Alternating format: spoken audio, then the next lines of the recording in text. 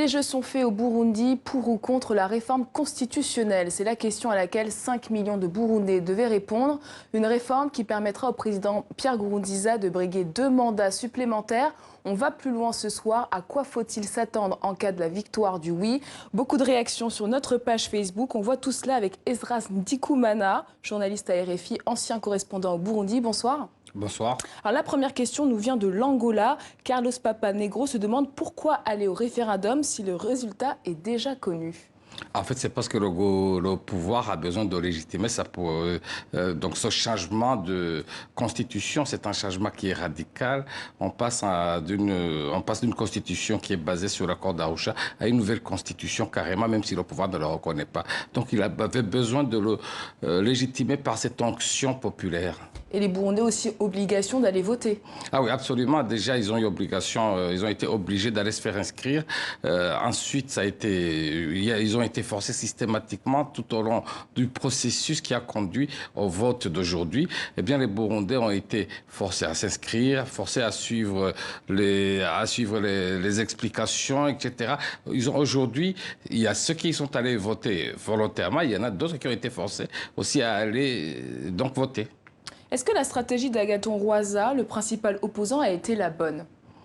C'est difficile à dire. Est-ce que c'est la bonne? L'opposition qui est en exil, c'est essentiellement le Sénarède, dit le contraire. Cette opposition qui est en exil avait appelé, elle, à boycotter ce référendum. Agathon Rwasa, qui est à l'intérieur du pays, estime que ces gens étaient en danger s'ils n'étaient pas allés directement, donc s'ils n'avaient pas participé. Et deuxièmement, ils ont senti la nécessité de ne pas jouer à la chaise donc à la politique de la chaise vide. Et comment l'opposition en exil a essayé de peser? Alors là, l'opposition a essayé de peser notamment avec des communiqués, notamment... en fait, il faut savoir aussi qu'elle a quelques faiblesses. C'est une opposition qu'on dit divisée également. Le conflit burundais aujourd'hui, il n'est plus vraiment à la une aujourd'hui. Et donc, du coup, elle a essayé de peser, bien sûr, mais difficilement. C'est pour ça qu'il n'y a pas eu de difficulté. Nkurunziza a pu organiser son référendum sans problème. Alors, si cette réforme de la Constitution entre en vigueur, qu'est-ce qu'elle implique concrètement? Alors, ce qu'elle implique concrètement, c'est vraiment, il va y avoir un changement profond, un bouleversement total du système qui dirige le Burundi et qui est issu de l'accord d'Arusha qui a permis en fait de mettre fin à la guerre civile que le Burundi a connue, qui a fait plus de 300 000 morts, c'est au tournant du 21e siècle. Alors, outre ce que l'on dit toujours sur la longévité au pouvoir de Pierre sur Nkurunziza, le fait que Nkurunziza va pouvoir se prolonger son pouvoir jusqu'en 2034, il y a un problème de fond qui est celui de l'accord d'Arusha. Qu'est-ce que c'est l'accord d'Arusha en quelques mots? Mandela, c'est ce qu'expliquent ceux qui le connaissent bien, disent que Mandela disait que c'était un échange entre les Tutsis, la communauté Tutsi, la minorité Tutsi qui était au pouvoir à l'époque et qui avait l'armée et la majorité Hutu. Donc les uns ont accepté de partager le pouvoir, les Hutus, et les autres ont accepté qu'on retourne à la démocratie. C'est ce système-là qui risque donc de voler en éclats. Et dans quelle mesure ce référendum enterre ces accords? Alors, donc ces accords sont basés sur plusieurs principes. Il y a un partage du pouvoir ethnique. Sur le plan du partage ethnique, les quotas qui ont été institués par l'accord d'Arusha restent en place aujourd'hui. Ils ont même été étendus à d'autres domaines, c'est-à-dire on avait 50% dans l'armée et la police. Maintenant, il y avait aussi 60% et 40% pour la minorité, notamment au gouvernement, notamment à l'Assemblée nationale et au Sénat. Cette fois-ci, on va étendre ces quotas à la magistrature et aux entreprises publiques. Voilà. Mais ce qui change également, c'est quoi? C'est que le SNR, le Service national de renseignement, qui est un des piliers du pouvoir de Nkurunziza, donc va maintenant échapper à ce système de quotas. Et plus important encore, à partir de 2025, ces quotas pourraient être caducs. Alors, Romaric Babouko de Brazzaville craint des conséquences néfastes si les accords d'Arusha deviennent caducs. Vous partagez son avis aujourd'hui, vous?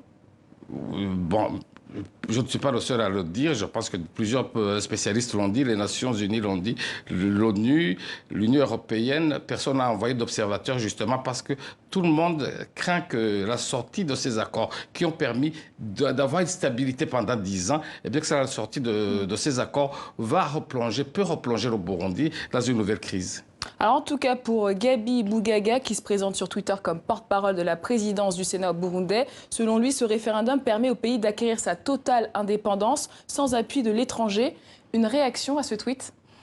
C'est le discours que tient le pouvoir burundais depuis plusieurs années. En fait, ce qu'il faut savoir, c'est que le pouvoir burundais, c'est ce que dit tout le monde, a été sourd à tous les conseils. Tout le monde a poussé pour qu'il y ait des discussions avec l'opposition. Le gouvernement ne veut rien entendre. Il a son objectif. Il poursuit malgré tout ce que l'on peut dire et pour le justifier, il met en avant la souveraineté et l'indépendance du pays. Est-ce qu'on peut dire aujourd'hui que le Burundi est complètement isolé du reste du monde ?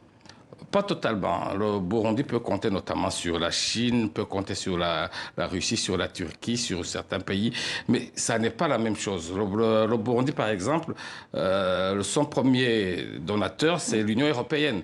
Donc l'Union européenne a pris des sanctions. Tous ces pays-là ne peuvent pas se substituer à l'Union européenne, c'est impossible. Donc oui, il n'est pas totalement isolé, mais il est isolé par rapport aux grands argentiers du monde. Et quels sont les intérêts de la Chine et de la Russie ? C'est d'abord une question de souveraineté. Ces deux États, estiment notamment aux Nations Unies, sont toujours contre toute idée d'intervention, d'intervenir dans un conflit quelconque, parce qu'ils parlent d'abord, ils disent d'abord la souveraineté nationale, les affaires intérieures de l'État, c'est un principe intangible auquel on ne touche pas. Alors Concordia et de Bamako se demandent quelle est la position de l'Union africaine sur ce référendum. Alors la position de l'Union africaine est claire. L'Union africaine est contre ce référendum. Elle a même annoncé qu'il ne va pas envoyer d'observateurs au Burundi. Alors le problème pour l'Union africaine, c'est que l'Union africaine a envoyé au Burundi depuis 2015 des observateurs militaires et des droits de l'homme. Ces gens... Ce groupe qui a été envoyé, est incomplet. Il y a un tiers de ceux qui devaient y aller. Et deux, l'Union n'a pas pu imposer au Burundi, même donc un document, ils devaient signer un document qui permette à ces gens de travailler dans les règles. Ça n'a jamais été signé parce que Bujumbura a toujours traîné dans les négociations et l'Union africaine est incapable d'imposer sa volonté. C'est toujours la même chose pour ce genre de choses. L'Union africaine peut avoir une bonne idée, mais c'est toujours la même chose par rapport aux États. Elle est incapable d'imposer sa volonté. Et justement, est-ce qu'on peut imaginer les sanctions de l'Union africaine à l'avenir ? Non, parce que l'Union africaine, c'est d'abord, les décisions se prennent au niveau du sommet des chefs d'État.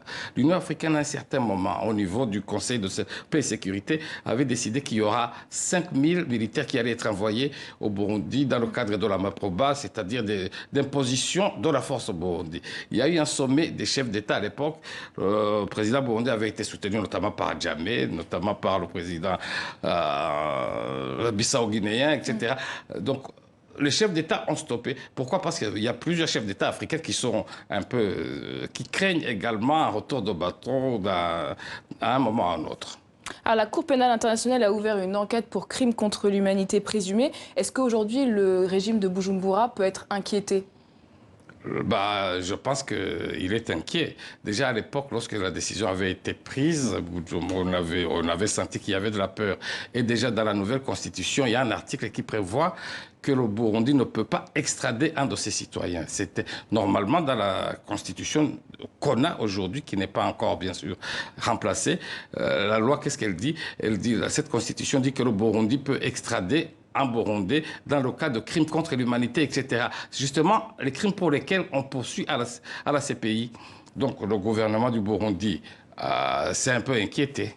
Alors en tout cas, Franck à Dakar nous dit « Après le référendum, on aura un président renforcé, croyant avoir un droit de vie ou de mort sur ses concitoyens. » Alors depuis 2015, la crise au Burundi a fait 1200 morts et plus de 400 000 réfugiés. Comment on explique cette violence et tous ces morts ?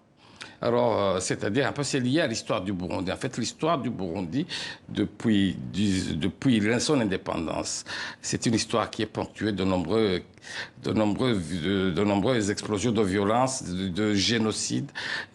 Alors, depuis 72, c'est 72 qui est le marqueur de l'histoire du Burundi. À cette époque-là, toute l'élite Hutu est décimée. Après une attaque, après un massacre de Tutsi, eh bien, À partir de cette date-là, le Burundi a totalement changé. Il y a beaucoup de rancœur entre les communautés. Alors, ceux qui sont aujourd'hui au pouvoir, ce sont les survivants, ceux qui ont perdu leur père en 72. C'est eux qui ont pris le pouvoir au Burundi. Et c'est une communauté qui est traumatisée, etc., et qui répond, qui pense immédiatement à la violence et la manière de s'exprimer des Burundais aujourd'hui, je pense. Alors Mohamed Idoual à Bamako imagine le pire scénario. Il craint que ce référendum ne serve de catalyseur ou d'excuse pour déclencher une guerre inutile. De quoi veut-il parler selon vous? Je ne sais pas, c'est parce que beaucoup ont agité le spectre d'une guerre civile au Burundi après l'abrogation de la Constitution et de l'accord d'Arusha, même si le gouvernement dit que l'accord d'Arusha reste en vigueur. Alors, est-ce qu'il va y avoir une guerre aujourd'hui? Le rapport de force Une guerre est clairement... contre qui? Alors, non, c'est une guerre civile. Aujourd'hui, on ne peut pas parler au Burundi d'une guerre ethnique comme à l'époque. C'est vraiment une guerre politique. La fracture va au-delà des ethnies. Il y a des Hutus, des Tutsis qui sont dans les deux camps, même s'il y a aussi des tensions ethniques qui restent réelles. C'est toujours un cas compliqué dans ce genre de... Voilà. Merci beaucoup Esdras Ndikoumana de nous avoir apporté votre éclairage sur ce dossier.